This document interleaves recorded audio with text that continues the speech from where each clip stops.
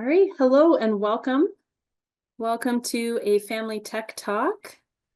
We have folks joining us. I believe there were quite a few in the waiting room. We are very happy that you're joining us this evening. My name is Marike Kuyper, and I am representing Trend Micro and the Internet Safety for Kids and Families program. We would be thrilled if you could go into the chat and tell us where you are signing in from. We have folks, I believe, from all over. So let us know where you're joining in from. And if you are interested in listening in to this presentation, the audio in Spanish or in Russian, would encourage you to go and look for the little globe icon within Zoom. That's where you can change the audio feed that will come through Zoom, and you'll be able to listen in the option of Spanish or Russian. And thank you to those who are speaking in the chat and sharing where they're from. Quite a collection. It seems like we've got folks joining us from all across the country, from Florida to Texas to New York, California, Ohio. Looks like there's an enormous group. Welcome as well to those of you who are at watch parties, maybe organized at your school location. And for those of you who are joining us on their devices at home. Again, my name is Marike, and I'll be your presenter this evening. There's going to be a link put into the chat that you can use to sign in. It's really important that you sign in because we want to make sure you've got the chance to win some exciting prizes. Schools with the most attendees win a prize. And if you sign in, you'll also be entered into a draw. We've got Amazon gift cards, as well as one of 5 copies of a maximum security product that you can win. So please be sure to sign in. And when you have a chance, tell us where you're coming from in the chat, where you're signing in from.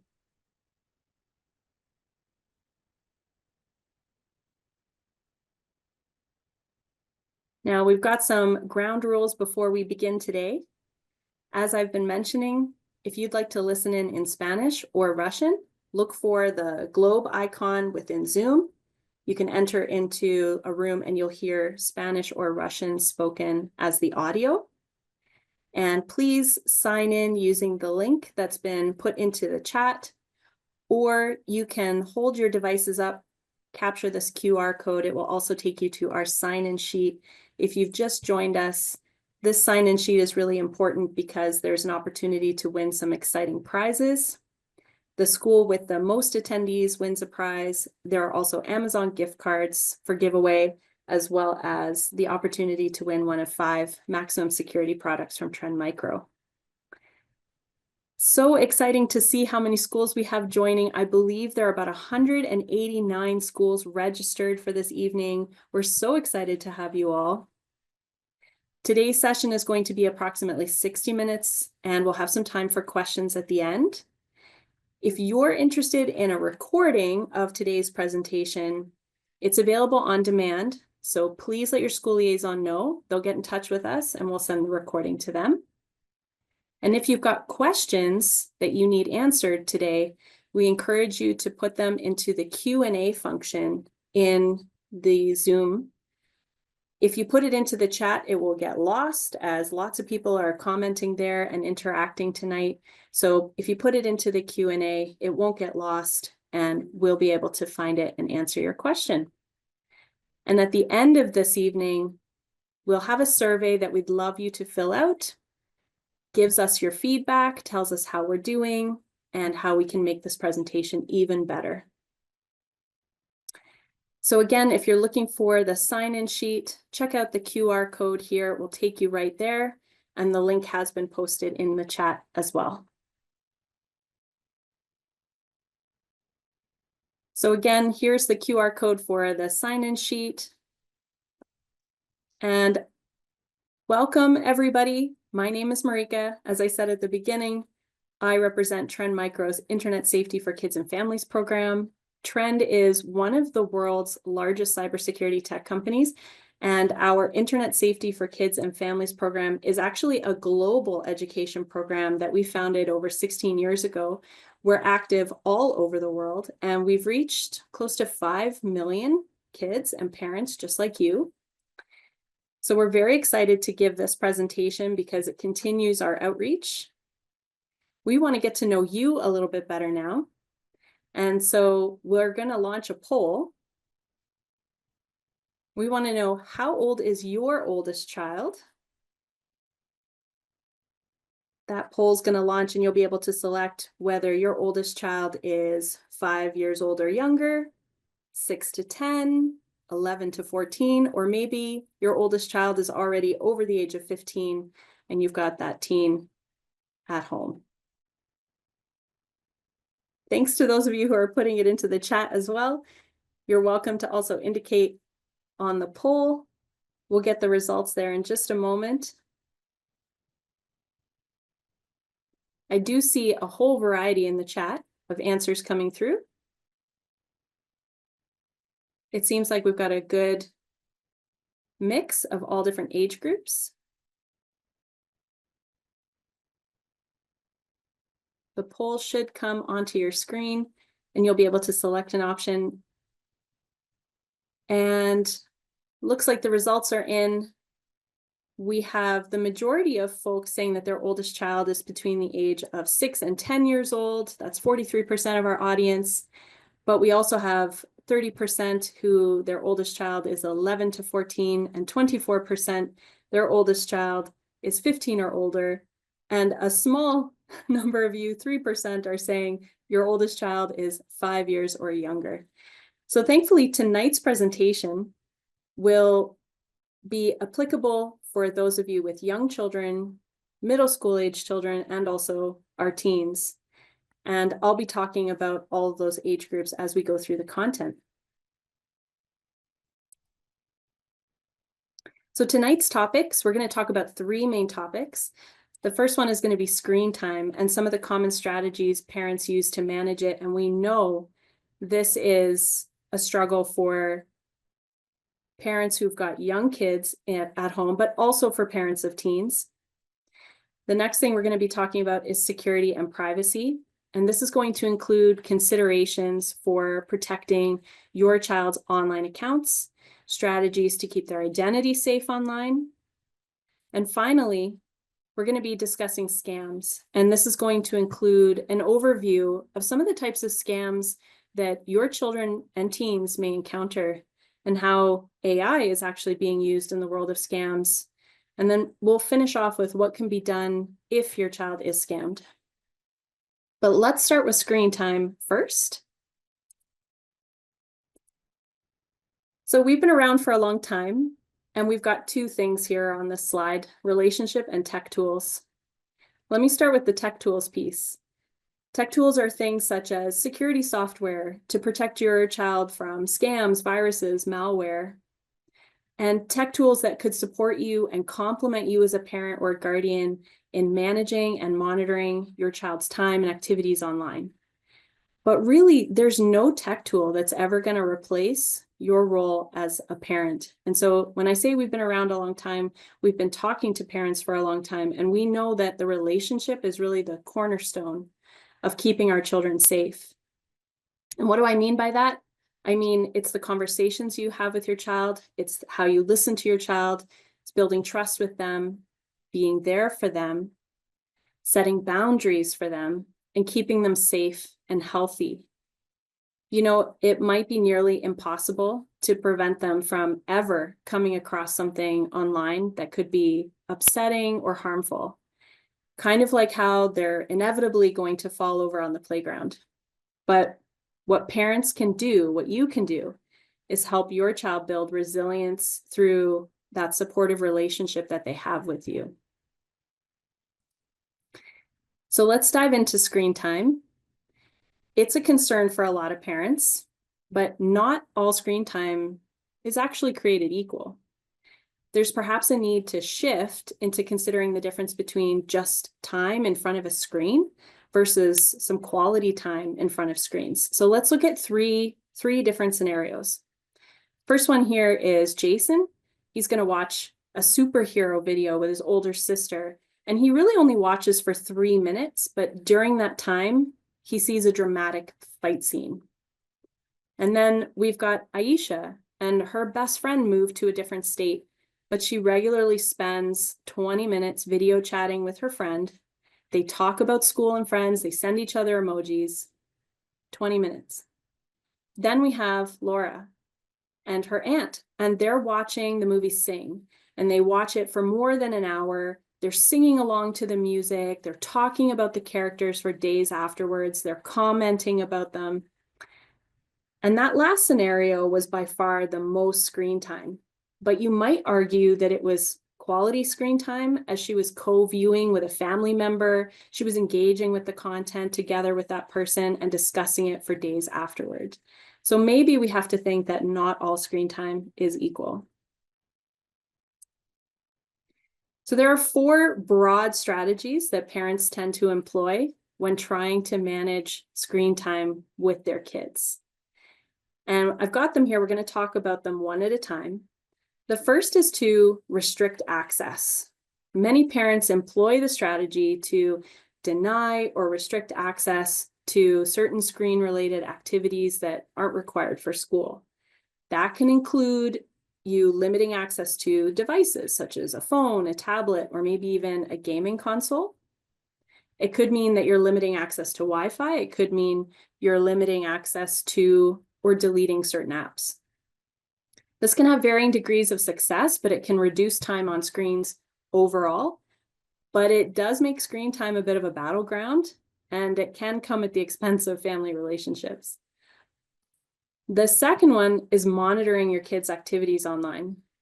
This means that you are allowing access to screen media, but under supervision, and it can take various forms. It could mean that you are requiring your child to use screen media maybe only in a public space within the home, or you're setting up a password-controlled account for your kids using your contact information, or you're using parental control apps and settings. So all of these measures can really help calm your worries over your child's safety online, and it's going to give you some sense of control about their use of screens. However, it does require time and energy on your part, and it doesn't mean you'll necessarily be successful. Children have a knack, and I know you know this, believe it or not, of working around the parental controls. So it may create a little bit of a false sense of security. But on the next few slides, I'm going to show you some useful apps and their settings, and we're going to help you as parents with limiting screen time or controlling the type of content your children, your teens are exposed to. But I'm going to go through it pretty quickly. I'll maybe only spend a minute on each one, but just know you can find all of this information online with a really quick Google search. You can also hold up your devices. I'm going to have a QR code on each slide so that you can go directly to the information related to the support pages for that particular platform or app. So the first one I'll talk about is for our Apple users, so iOS screen time. If you go into your settings and then navigate to screen time, under there you're going to see family. And under family, you want to choose your child's name that you have added. And once you click on a user, you'll be able to see their screen time and also set restrictions on content and on time spent on different types of apps like games. So if you go into the content and privacy restrictions, that's where you'll find some of these settings. For those of you who are joining us, thank you so much for telling us where you're coming in from. I see Lynette has put the sign-in sheet link into the chat. If you go through that link, that's the place to enter in who you are, what school you're joining us from, and entering your email address. So For privacy, maybe don't share on the chat. Just go into that sign-in sheet and enter in the information there. We would love that. All right, moving on to Google. Both Apple and Android have something that can help families, but Google Family Link is available now as both an app and web-based. It used to be only an app. And Google Family Link is where you can filter apps, you can limit screen time, you can protect privacy and security on apps that are, purchased or accessed through the Play Store or even your Chrome browser. And you can track a child's location, and you can turn on alerts when they're on the move. I think this is particularly helpful if you've got teens and you want to find out where they are. But Google Family Link has definitely got a lot of different options for you. And again, if you'd like to go to the information related to what I'm displaying on the screen, the QR code will take you right there. And when your child's ready to move on from YouTube Kids, a lot of people have their children on YouTube Kids. Maybe they want to begin exploring the much larger universe of YouTube content. YouTube has launched a feature called the supervised account, where you can now filter the stuff that your kid sees on YouTube, and it's based on different levels of appropriateness. So there are 3 levels. The first one is Explore. This is content that aligns with ratings for viewers age 9 and over. Explore More would be generally aligned with content ratings for viewers age 13 and up. And then most of YouTube is for all videos except content marked as 18 and over. So depending on the content setting you pick, you can also allow your child to view comments on videos. We know the comment section on YouTube can be sometimes an interesting place, a funny place, sometimes a not so comfortable place. That's another decision you're able to make there.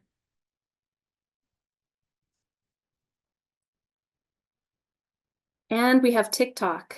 TikTok also has family pairing. This basically allows you to limit content and time spent on TikTok. You need to have TikTok on both your child's and your own device, or you can also just set this up on your own phone if your child is using your phone to access TikTok. So you've got a young child, for example, and you need both devices to set it up the first time that you do it.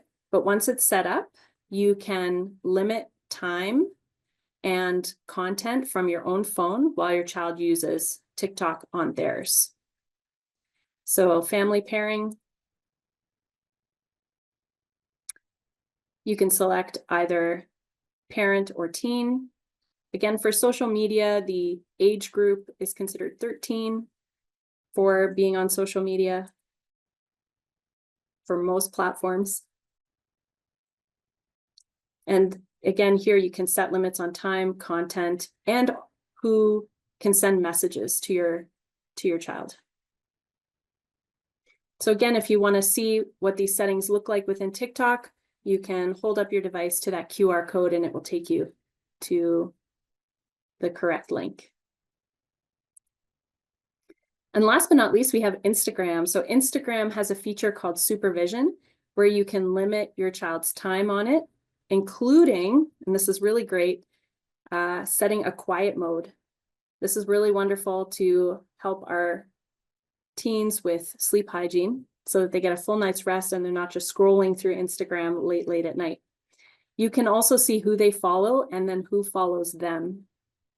So again, all of these tools are there for you to have conversations with your kids. And we would, again, talk about how important your relationship is with your kiddo, because this is an opportunity where you can say, hey, maybe that's not a great person to follow on Instagram because some of the questionable things that they do. So don't forget about the relationship piece. We're really just showing you some of the interesting tech tools that can support you in managing screen time for your child or your teen.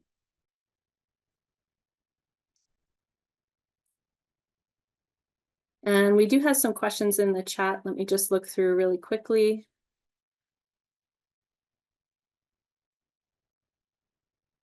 You do need to have an account in order to set these restrictions, yes. A Google account, I believe. One of the questions was, in order to reset the restrictions, do you have to have an account? And yes, I do think you have to have a Google account in order to do that. All right, so moving on, we talked about restricting access. We talked about monitoring. Now I'm going to talk a little bit about creating rules. And this is one of the third strategies that parents use. Some families are going to set up verbal or written rules with children about who, how, when different devices can be used. Some families would agree on a one-to-one rule, for example, 1 hour of non-screen activity for every hour on screens. And others would allocate certain devices for certain activities at certain times of the day. For example, you can game on your computer after school until dinner, and then it's only TV until the bedtime routine starts.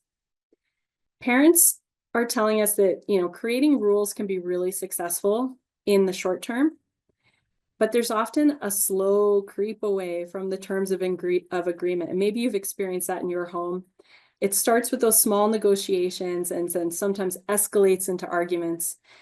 And you're busy as a parent, and you may not notice that the boundaries on those rules have been pushed. One solution is potentially a screen-free day to reset the contract. When we're setting the rules, it's a good idea, especially for our younger kids, to think about building them collaboratively with the child. And that includes the consequences of breaking the rules.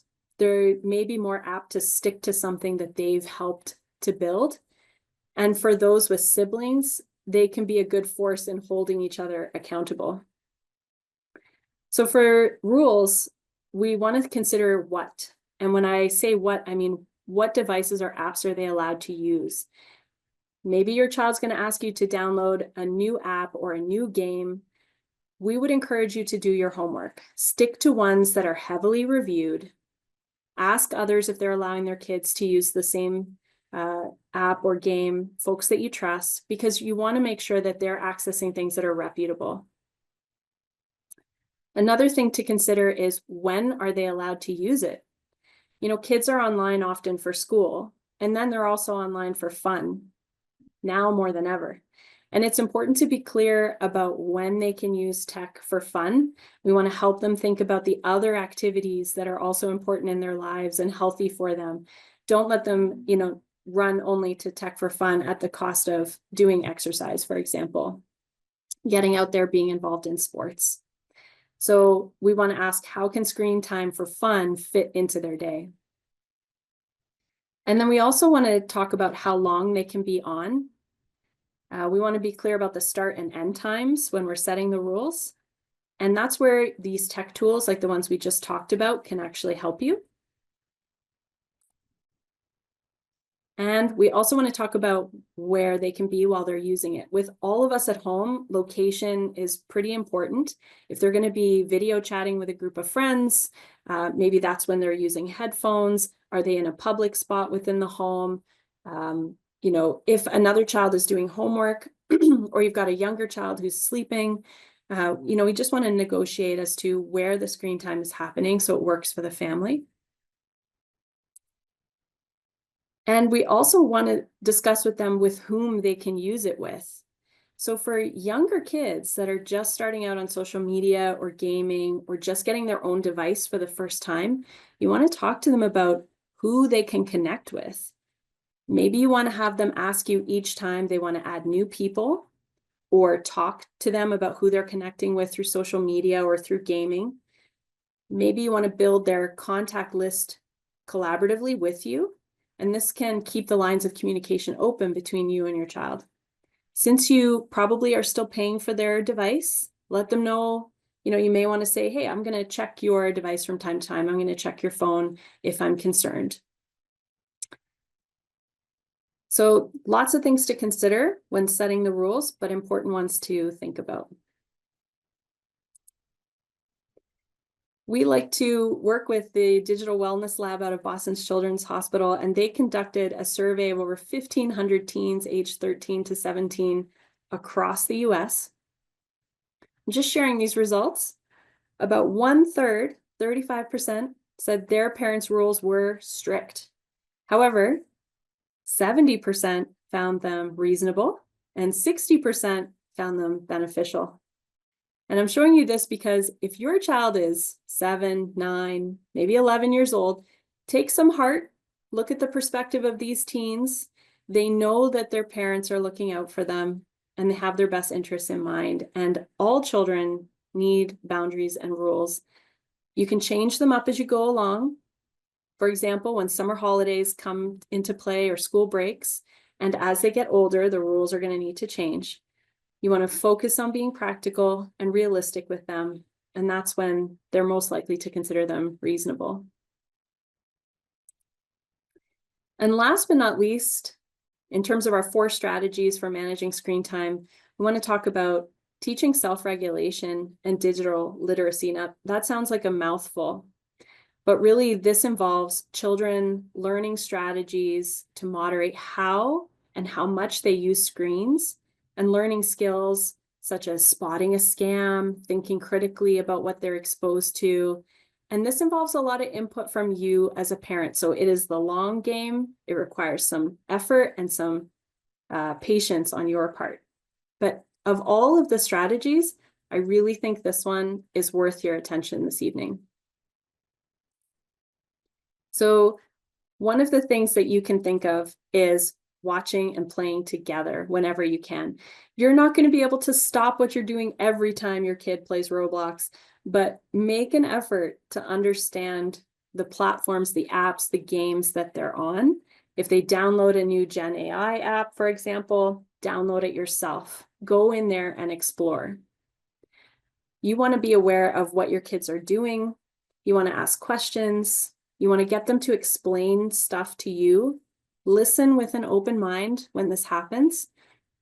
As you do, talk about the content that you're coming across that could be questionable, especially the folks that they see in online game chats or an advertisement they come across on YouTube.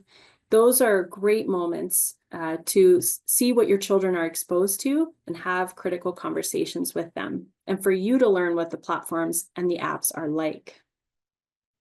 Second thing is to let kids see how you navigate the digital world. This one's really important. Talk to them about, how do you spot a scam? How do you verify information? And how do you compare products when you shop? How do you determine if a link is safe to click, or if a website is fraudulent, or if a text message is a scam? You know, how do you research topics online? How do you react to a nasty comment online? How do you make decisions about what to post on your social media account, or how to protect your identity and privacy? There's so much within digital literacy that we as adults maybe take for granted. We've had to learn it over time, maybe on our own. And this is a chance for you to proactively talk to your children about these things. The next thing is to be a role model. This means lead by example. Maybe that means put your device away during family time or mute your notifications during meal times. It could mean turning off the TV when no one's watching it. Could be also modeling how you balance activities throughout the week. I know adults struggle with this. How do I fit in reading that book, exercising, spending time with family and friends, and also making sure I'm doing my work and getting my relaxation and my fun tech time in? Talk about the strategies that you use personally for managing your own screen time and your sleep hygiene in a world where we have screens. And we also want to be a family of media critics. So help your kids think critically about what they watch, what they choose to play, and who they interact with by talking about it. You want to encourage them to think deeply about shows, books, games that they enjoy. You could ask questions like, who made this? Why do you think the character did that? Does it remind you of anything? If you've got older kids, you might want to check out online reviews together. help them look for the shows, the games, the apps that allow them to explore their interests and get creative and connect with others. Teach them to come to you if they come across something online that they don't understand or they don't like. There's a lot of that in the digital space today. And we want to help them connect how they feel in those moments, or even how they behave, with the type and duration of technology they just used. That's going to help them learn to make that aha connection between I feel grumpy and I've just spent way too much time scrolling on social media. Or I'm feeling bad about myself and I've just spent too much time watching videos online. The other thing we want to do is treat tech as a tool, not just as an entertainment treat. You know, kids are using tablets and smartphones to play games, watch shows, see only at the entertainment side of tech. We want to show them how we're using those devices for other tasks like sending emails, creating a to-do list, getting directions, looking up information. So bring them into the fold about how you do that. And we also want to help them pre-plan their tech use and set limits.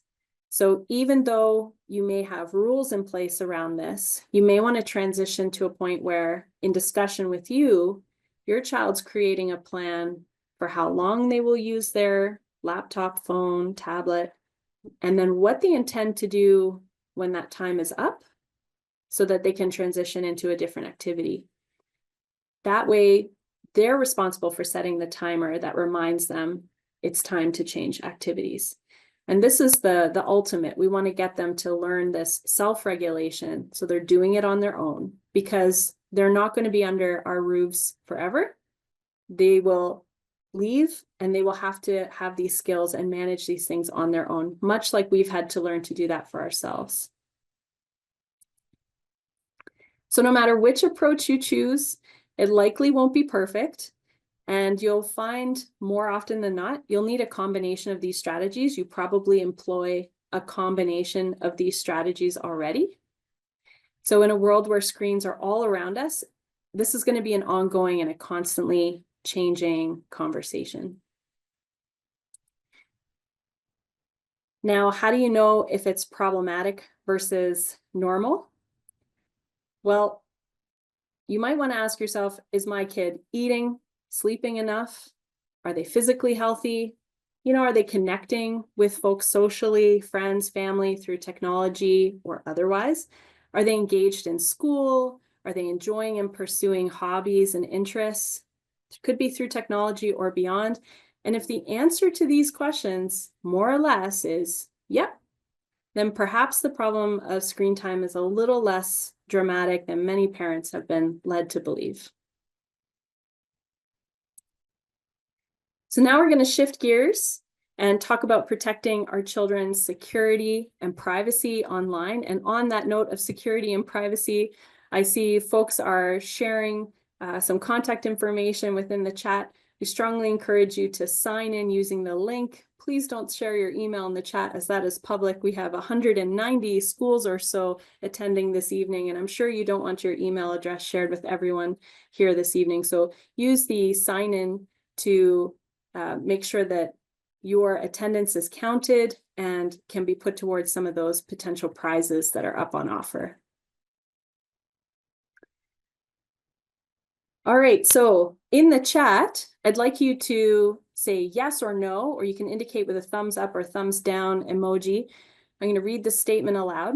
My child's accounts have unique, strong passwords, and two-factor authentication has been turned on. How many of you would say yes? Some maybe would say no. Two-factor authentication, for those who are sitting there wondering, what the heck is she talking about? Two-factor authentication means that you've activated a second factor, such as a text message coming to your phone or to your email account that verifies your identity when you're logging in. There are authenticator apps. Some would want a biometric, like a thumbprint or facial recognition.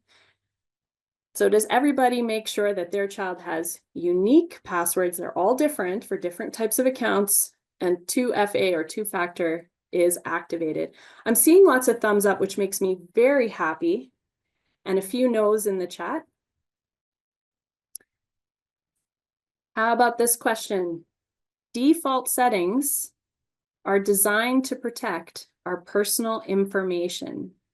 These are the default settings that you get when you have a new device, when you download an app. Are those default settings always designed to protect your personal information?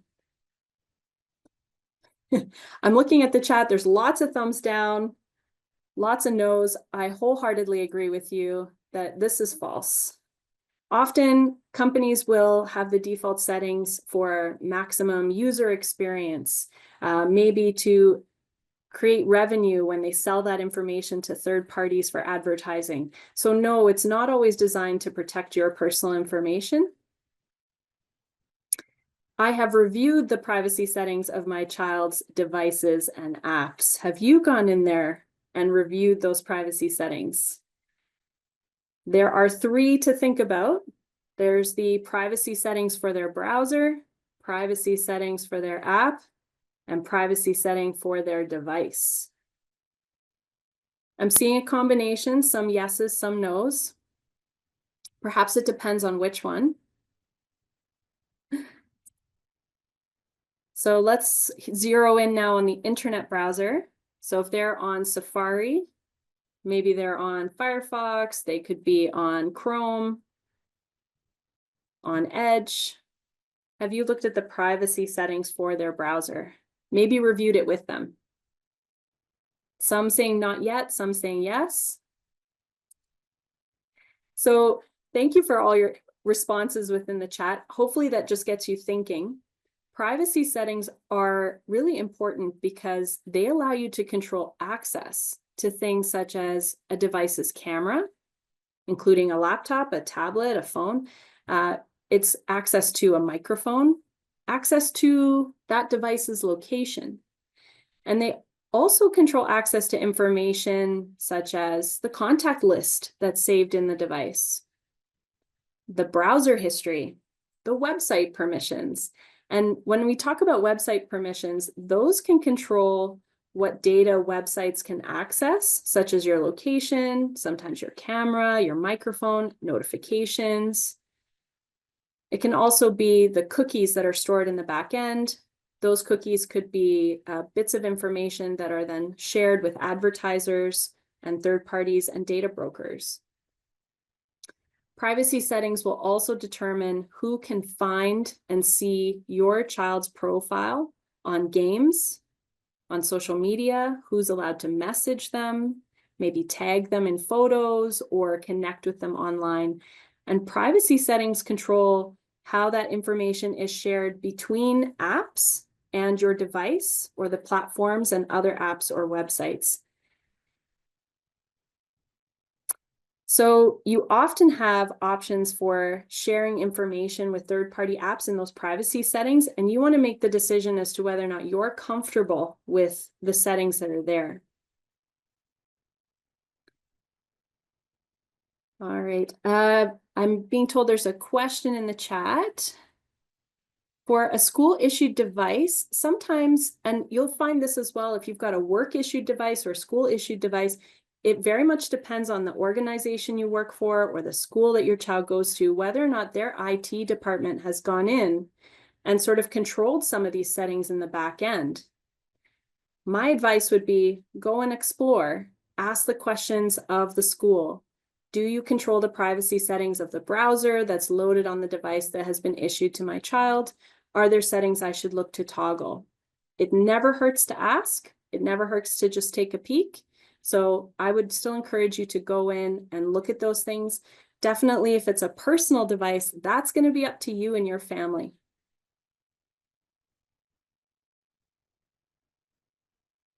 So in summary, be sure to review privacy settings for 3 different areas. Don't forget, there's the device itself, there's the apps that you download onto the device, and then there's the internet browsers. And to do this on a regular basis as well, you might be surprised to see that after an update has occurred, the default settings get restored.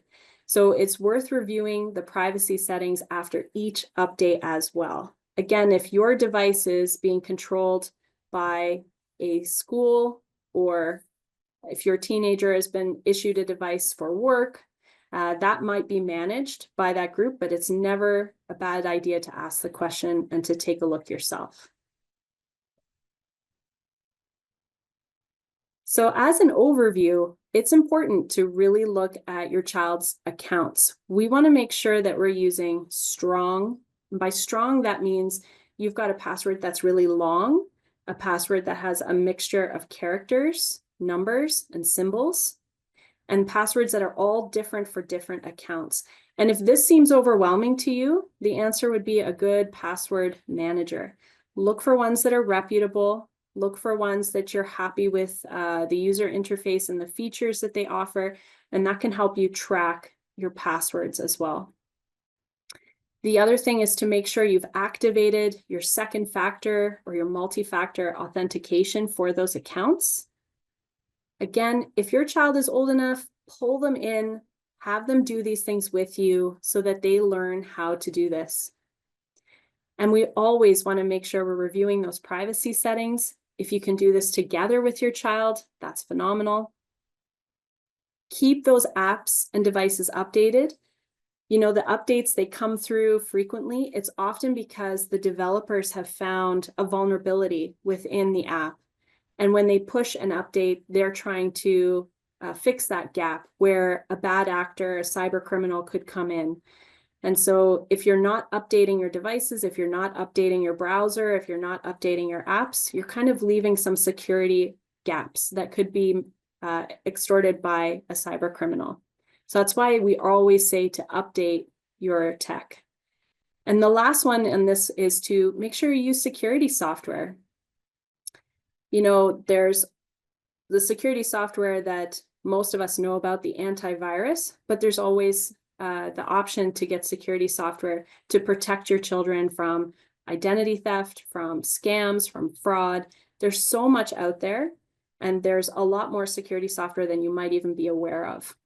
All of it is there as that added layer of protection and peace of mind for you as a caregiver. Okay, how about this question? What goes online stays online forever? What do you think? We do have some trues, some no's. Lots of trues, absolutelys. The answer here is most definitely true. The reason I say this is because if you post something on social media, anyone can take a screenshot. Anyone can capture it. A lot of times the platforms that we share information with, they keep that information on their servers in the back end. So even if you delete things on your account, it doesn't mean that the social network hasn't got it stored. So there are lots of ways in which data tends to live on within the web. It's almost impossible to really take something offline completely. Certain websites and certain apps also archive information and content. So it's really important to talk to our kids about the fact that if they're posting something, they need to consider their future as well. Encourage them to really think before they post. You know, does this post or opinion reflect who I really am? They should be asking that. You know, are you sharing anything inappropriate in this moment? They should think through that. And we should also be asking them, you know, would your future self be comfortable with this? There was a Kaplan survey that found that 36% of college admissions officers that were polled, they actually visit applicants' social media profiles like Facebook, TikTok, Instagram to learn more about them. And 58% say that what they found had a negative impact on that student's application. However, 42% said that what they found had a positive impact on the student's application. So what your child posts online could work in their favor. They could be sharing their achievements. They could be sharing things they're very proud of. But we just want them to think critically about what they are posting. And as much as we want to control what our children are sharing, we also want to think about what we as parents post online. You know, the type of information we share about our children can reveal what school they go to, how old they are, their full names, their date of birth, their interests, and that could make them vulnerable to cyber criminals who would use that information to try and scam them, for example, or steal their identities. So here you can see the police are holding up a better suggestion. I know in September, a lot of parents are very proud and happy. They want to share where their kiddos are going to school. The idea here is think about what information you're conveying in photos.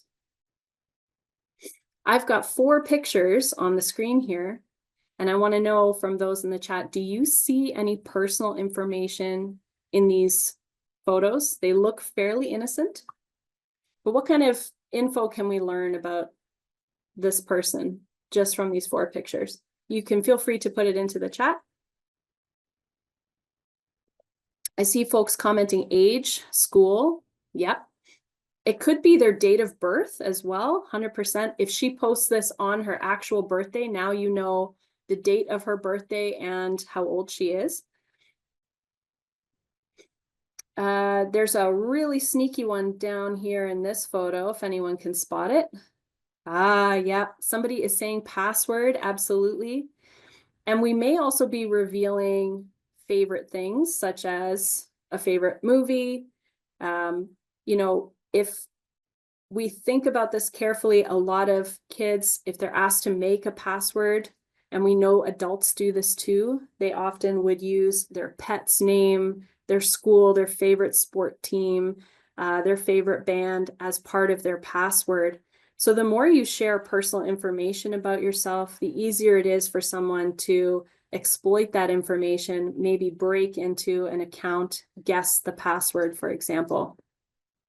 So please think carefully about the photos you share, but encourage your teenager and your children to do the same. We want to encourage our kids to ask themselves, did everyone in this picture also give consent before I shared it online? You know, getting consent is respectful of the people in the photos. We could cause harm if we just assume everyone's okay with posting a picture online. And then we want to consider what's in the posts as well, the information we may be inadvertently sharing as we post a public picture of us at a football game. We're revealing maybe by the jersey that we're wearing who our favorite sports team is, what our hobbies are, etc. So we just want to think carefully when it comes to this camera safety bit. And last but not least, we're going to talk about scams. And we're going to dive into this. I'd like you to put into the chat, I have seen scams that target kids. If you give me a thumbs up, that means yes, or you can simply type yes. Have you seen scams that target kids? Some folks are saying no. We've got some yeses, we've got some definitelys. Something to be aware of is that on my device and on my accounts, the metadata that's collected about me probably identifies me as an adult.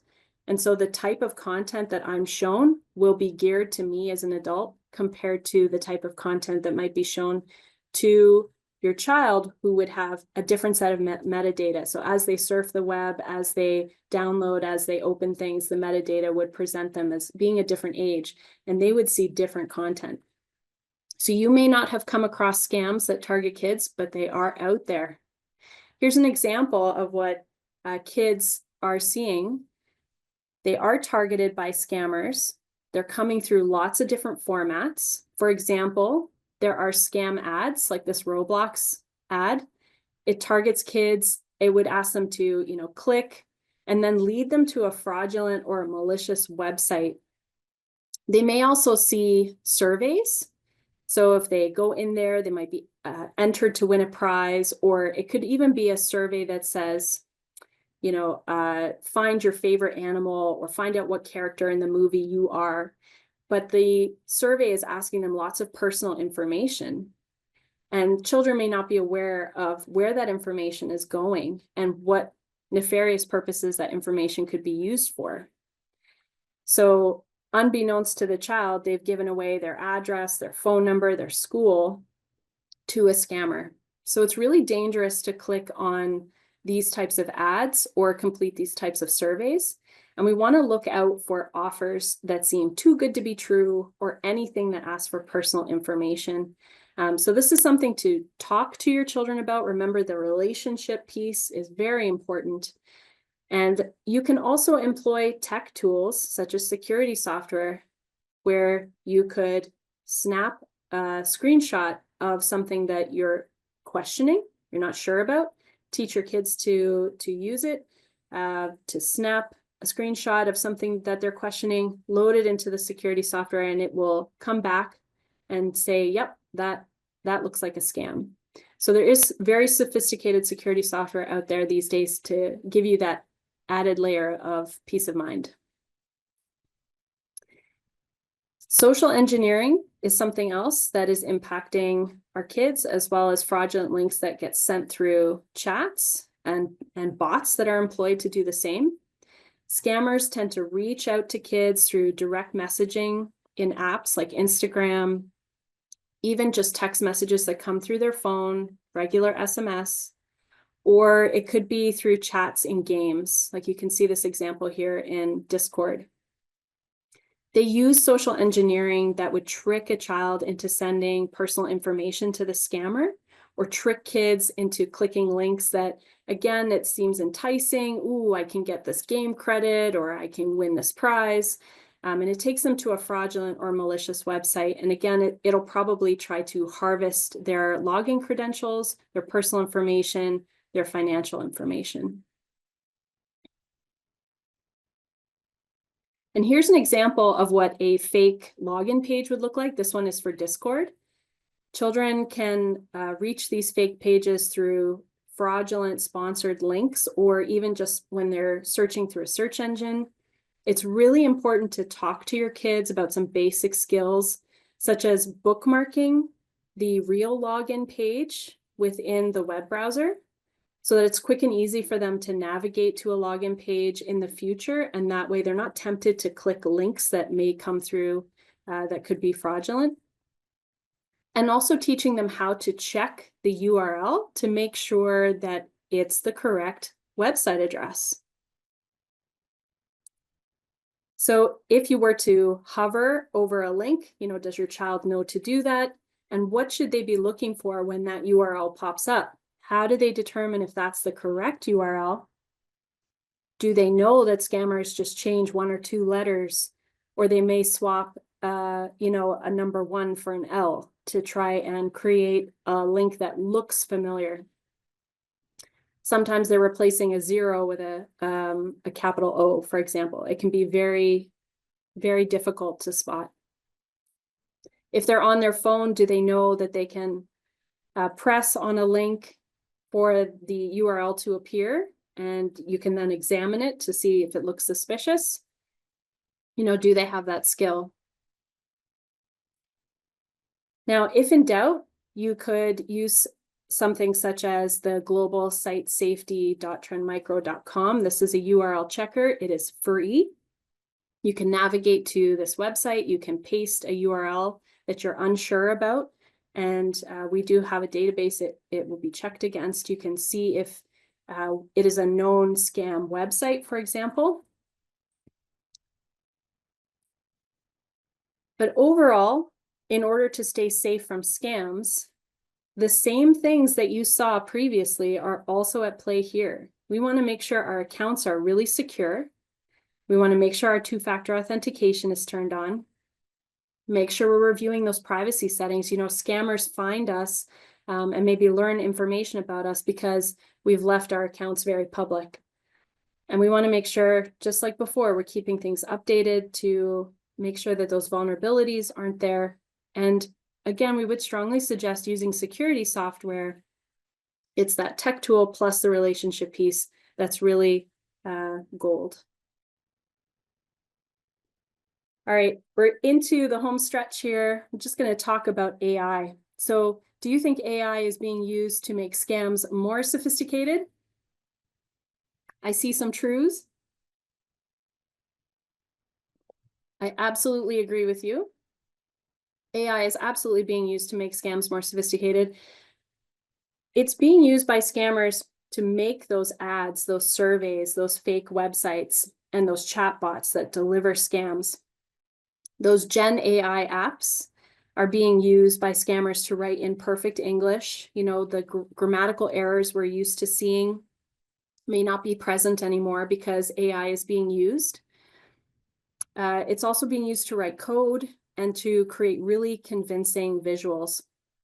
So we've got a fake and a real version of a website, and you can see how easy it would be for someone to mistake the fake one for the real one. In this case, in case you're wondering, the one on the left is fake.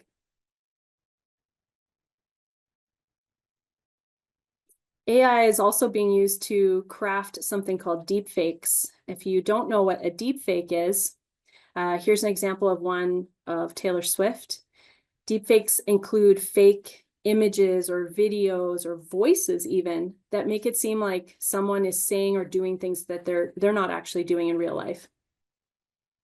You might have seen celebrities being used to create deepfake scams, but some scammers are also, they're creating deepfakes of ordinary people, fake personas with fake accounts.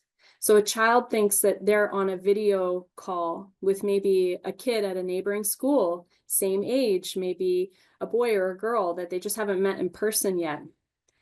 But that person is actually a scammer, and their goal is to go on a video chat with the teen, the child. And we found that children engage sometimes in as little as 30 minutes with scammers who have approached them with these fake personas. And within 30 minutes, they are sharing intimate photos with the scammer. They're going into video calls with the scammer. And the scammer's goal here is to use any images shared with them through blackmail. So they turn around and extort children and say, hey, that intimate image you shared with me, I'm going to share it to your school, your mom, your employer. And if you don't pay me money, I'm going to send it out to the world. This is something that's in particular affecting young boys right now.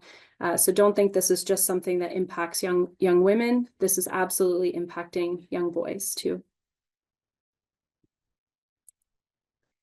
So my child can easily tell if someone's online account is real or fake. What would you say to that? Do you think your child can tell if an account is real or fake? I've got a lot of no's coming through the chat. Fake accounts are actually really hard to spot, even for adults, because they are designed to look really real. Someone might even study what you like and what you dislike, and they would design an account that appeals just to you. Again, this is why sharing information through your pictures and your social media account can really arm a scammer with a lot of info about who your child is. They can appear to live in the same city. They can appear to have the same interests. So that makes sharing information really dangerous. So we would encourage you to talk to your teens, talk to your young children even. Children as young as 9, 10, 11 are being impacted by these types of scams. Talk to them about the fact that scammers are using tactics to try to get them to go onto video calls with them.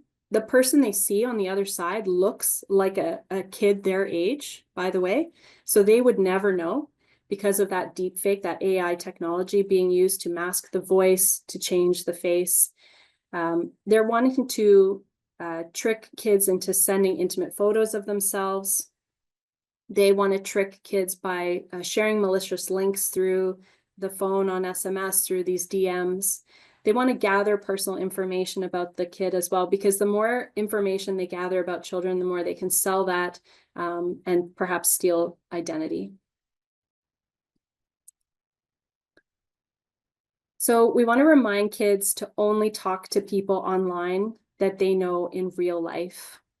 Never share photos with anyone online would be a great starting point, and never send money or credit card details. And obviously don't share personal information. That includes through things that seem harmless, like those online surveys. And definitely don't click links or open attachments and files that are sent to them through DMs or through emails.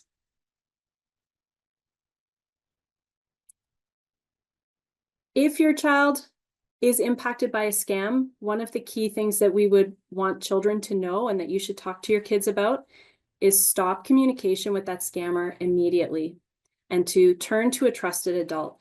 And what I would advise as parents to do in advance is chat with children about this. So if they are ever impacted, what should they do? Have that conversation with your teenager, have that conversation with your young tween, with your young child, so that they know in an instance like this, even if it's their friend that's being impacted, they can give good advice to say, stop communication with the scammer and talk to a trusted adult.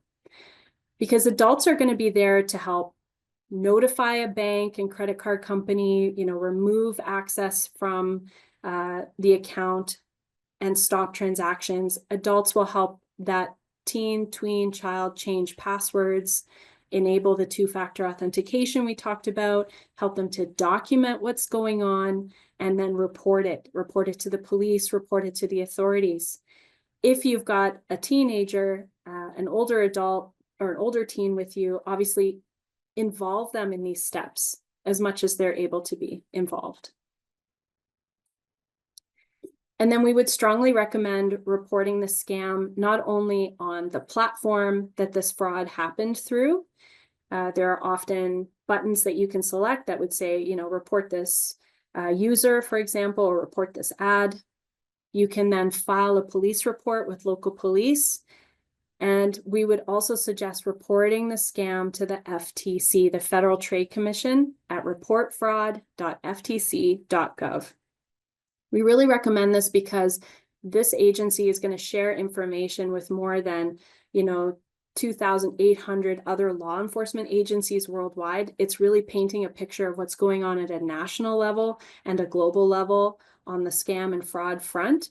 And so it helps them to take action against scammers, and we really recommend it. If identity theft has occurred, there's also a wonderful tool at the FTC where you can fill in, select some options as to what has happened to you personally, and it will walk you through step by step what you need to do. It'll even generate letters that need to be sent to banks, for example, and support you through the recovery. Now, for those of you who have signed in, we just want to let you know that one of the things that we have available as a prize today is our maximum security suite. It secures up to 5 devices, and there's a QR code there. You can, again, hold your phone up if you would like to go and check out that product. And these are some of the features within maximum security. It's AI powered, so we're using AI to help prevent harm from cyber criminals. And here you can manage passwords, you can avoid online scams, you can block bad websites, shield your privacy, safeguard your kids. So it's a great all-in-one. If you're not interested in maximum security, maybe you already have a different product that you're using. We do have something new that you could also select for your prize. Again, there's a QR code there you can hold up to the screen to go and check out this product. It's called Trim Micro Scam Check. And this one's really great because it's going to filter out spam texts. It's going to also block unwanted, like robocalls, unwanted calls. And if your kiddo gets a video call and they want to double check, hey, I wonder if this is a deep fake calling me, it can detect AI deepfakes on a video call. Also great for older family members as well, and for yourself. And then it will allow you to browse safely, meaning it will prevent you from going onto dangerous websites. And a couple more things before we head into the Q&A, we have some great resources. Cyber Academy has been designed for children aged 7 to 10. There is a whole host of topics for parents to check out with their kids. If you are a teacher in the room or you want to recommend this to a teacher for your child's class, these topics are about 30 minutes, 20 to 30 minutes each. There's a video they can watch at the start, a conversation to be had with the kids with answers provided, so you don't have to be the font of all knowledge. There's a fun Kahoot quiz for them to do, and you can even download an activity sheet that they can fill in and take home with them if they're doing it in school, but you can do it at home too. So we really recommend checking out Cyber Academy. We also have lots of resources at trendmicro.com/internet-safety, including some PDF resources you can download and other webinars you can watch on different topics that might be of interest to you. Here, for example, is some images to represent the various webinars that we've got loaded onto that site. So please feel free to go and check that out. And before I get into Q&A, just want to let you know that we do have a survey for feedback. So if you want to let us know how this evening's presentation was for you, this is your opportunity. It helps us because we always want to make this a better presentation. So please complete our feedback survey. The link is going to be posted in the chat. There's also this QR code here in the corner that you can hold your device up to and scan. All right. So I know Lynette has been graciously covering some questions that were in the chat. I'm just going to look at any that might be open. We did have someone say, is the QR code an app for phone only? Is there a desktop link? So I'm just going to go back here to, this is our scam check, just to say that this is purely for mobile, and our maximum security suite, this would cover up to 5 devices. And hopefully Lynette can put the links to those products within the chat so that you're able to do it if you can't access it through the QR codes. I did see someone ask to come back to this page as well in the chat. And someone's asking my name. My name is Marike. Marike Kuyper. Thanks for asking. It tells me you're actually doing our feedback form, which is wonderful.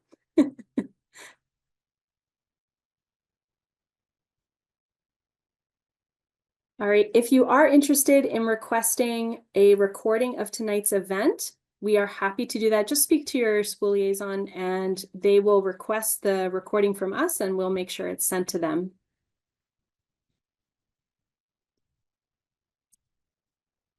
So again, if you are interested in watching this later and getting a recording, please request it from your school liaison and they will make sure to get it to you.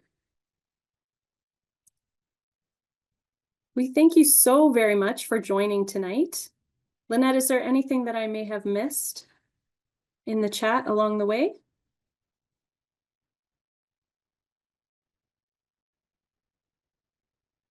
She says, no, great, awesome. So thank you everybody for joining. We really want to hear from you in that feedback form. It's such a pleasure to have this opportunity to speak with folks and such a large group. Thank you for joining from all across the country. And we really hope we'll see you at another event. Please do check us out online at our ISKF website. It's a pleasure to do these events. And we hope you have a very safe and happy evening. Take care and take care of your families. Have a good evening. Bye-bye, all. Oh, and also we want to thank our interpreters. Thanks for reminding me, Lynette. Thank you so much for our interpreters. That was a hard job. I probably spoke a lot faster than I should have. Someone's asking about my name. It's Marike, M-A-R-I-K-E.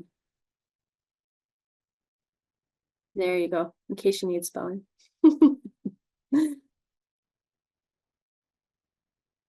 Do you have a question in the chat about the gift card? Yep, for those who have signed in, there is Amazon gift cards to win, and there's also 1 of 5 copies of either Maximum Security or Trend Micro Scam Check. So you'll be entered into a draw to win. And the school with the most attendees also wins a prize.